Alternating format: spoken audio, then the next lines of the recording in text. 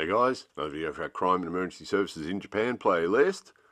It's quite unusual to see police actually talking to Bosozoku. Those guys pretty much do whatever they want to do. We've showed you that sort of thing on previous videos. If you haven't seen those videos yet, we'll put a link in the description underneath. Check it out. See what Bosozoku in action are like. Very, very loud. All times of day and night. We're often woken up in the middle of the night by those guys, 1 o'clock in the morning, making lots of noise. They disrupt the traffic flow. They do all sorts of stuff, break the rules all over the place. And the police normally just ignore it. In this case, it appears that there's some older gentleman is talking to a couple of police officers, and there's the other cops are talking to the Bosozoku. It seems like there might have been some sort of interaction, some sort of confrontation or some sort of drama between the old guy and these guys. So that might be why the police are talking to him. The guy might have called the cops. So you've got two cops over there talking to an older dude, older Bosozoku dude, and then you've got the young guys over here, and the cops are looking at the bikes.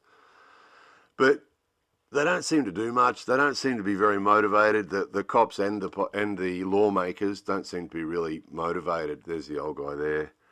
Don't seem to be really motivated to do much about Bosozoku. Those guys pretty much do what they want. They take over the roads. They disturb the peace any time of day or night. These bikes are extremely loud, and their behaviour is extremely against the rules. So in another country, the bikes would probably be seized and the driver's licenses would be taken away. But in Japan, probably not. And as you'll see shortly by the reaction of the young dude there, they don't really care. The young dude there and his girlfriend were just taking selfies and very relaxed and happy. Usually what happens in these cases is there's a lot of talking going on, and the police talk to them for ages, and then they get on their bikes and ride away. So we have heard from some people that the police are actually scared of Bosozoku, and from what we've seen and from what we've shown you in previous videos, we've got some evidence to sort of support that. We got one video where there was like 42 police dealing with 2 Bosozoku, so that's not an exaggeration. I'll put that link under this video too.